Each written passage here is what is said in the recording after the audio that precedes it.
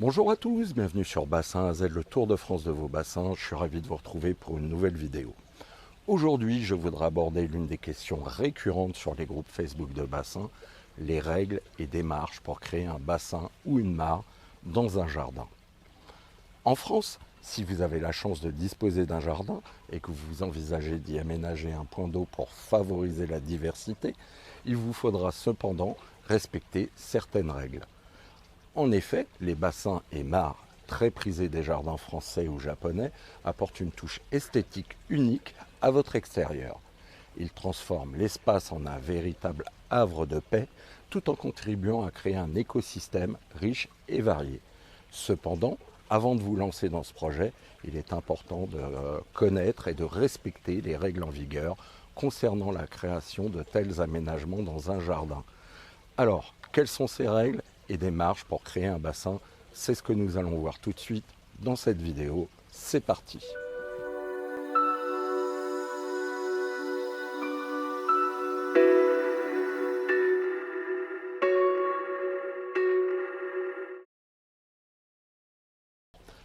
Avant de commencer, je voudrais vous remercier. Vous êtes de plus en plus nombreux sur la chaîne. Donc merci à vous. N'hésitez pas à liker la vidéo, à vous abonner à la chaîne. Franchement, ça m'aide à avancer. Alors, aucune loi n'exige explicitement une autorisation, un permis ou une déclaration de travaux pour la création d'un bassin dans votre jardin. Toutefois, cela ne signifie pas que les particuliers peuvent construire un point d'eau comme bon leur semble. Bien que le code de l'urbanisme ne traite pas directement de la question des bassins, il est conseillé de se conformer aux règles applicables aux piscines. Les règles varient principalement selon la taille du bassin ou de la mare. Pour les bassins ou mares de moins de 10 mètres carrés, attention là on parle en mètres carrés, pas en mètres cubes. Pour un petit bassin de cette taille, vous n'avez pas besoin d'autorisation. Toutefois, il est essentiel de consulter le plan local d'urbanisme, le PLU, ou le plan d'occupation des sols, le POS, de votre commune, afin de vérifier les éventuelles restrictions locales. Pour les bassins ou mares entre 10 et 100 mètres carrés, dans ce cas, une déclaration préalable de travaux est nécessaire. Cette démarche effectuée auprès de la mairie permet de vérifier que le projet respecte les règles d'urbanisme local et qu'il n'y a pas d'impact négatif sur l'environnement. Pour les bassins ou mares de plus de 100 mètres carrés, pour les bassins de cette envergure, il vous faudra obtenir un permis de construire. Ce type de projet est soumis à une réglementation plus stricte et peut nécessiter des études spécifiques, notamment si vous modifiez l'écoulement des eaux ou si vous vous trouvez près d'une zone protégée. Certaines communes peuvent aussi vous imposer des distances minimales à respecter entre le bassin et les propriétés voisines ou la voie publique.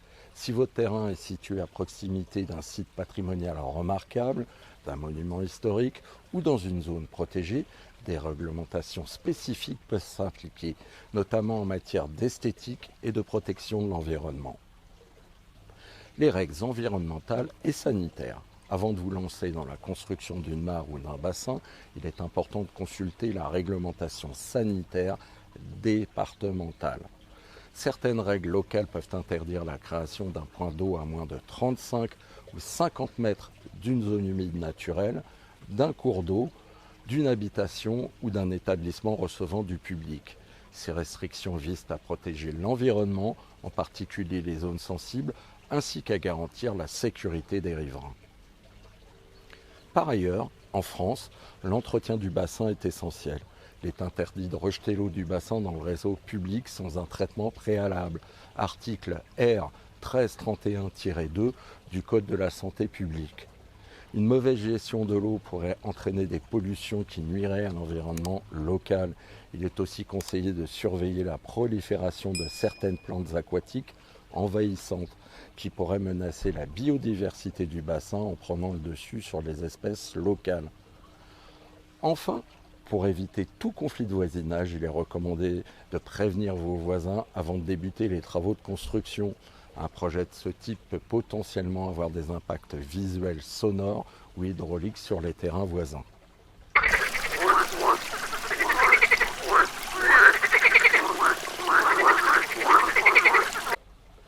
Réglementation supplémentaire pour les grands bassins. Si vous envisagez de créer un bassin ou une mare de grande taille dépassant les 1000 m², ce qui est rare, une déclaration auprès des services de police des eaux sera requise. Cela vise à s'assurer que la construction n'affecte pas les flux hydrauliques locaux ni l'environnement avoisinant. En résumé, pour une mare ou bassin de moins de 10 m², liberté de construction sans formalité, mais vérification du PLU recommandée. Pour un bassin entre 10 et 100 m², une déclaration préalable de travaux doit être déposée en mairie. Pour un bassin de plus de 100 m², un permis de construire est obligatoire. Et pour une mare ou un bassin de plus de 1000 m², une déclaration auprès des services de police des eaux est nécessaire.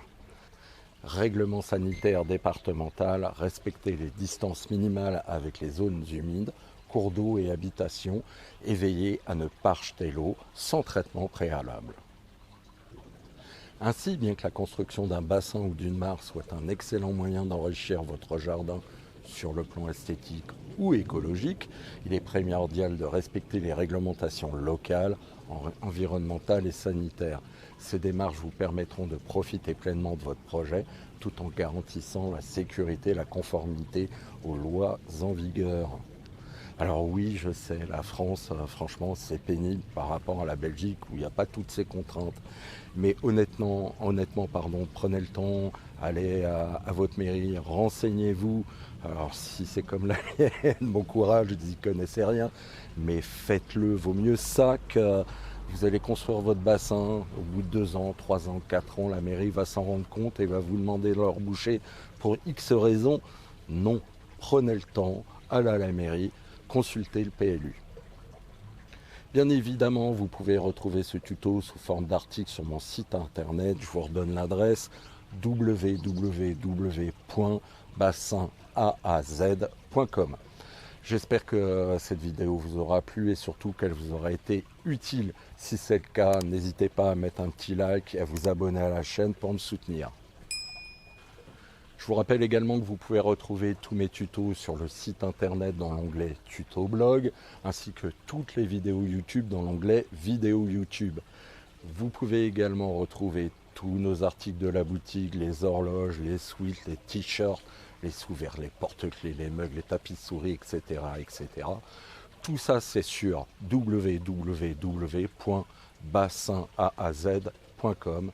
Et maintenant, il y a même les cartes cadeaux. Quant à nous, on se retrouve très vite pour une nouvelle vidéo. En attendant, prenez bien soin de vous et de vos poissons. Bye!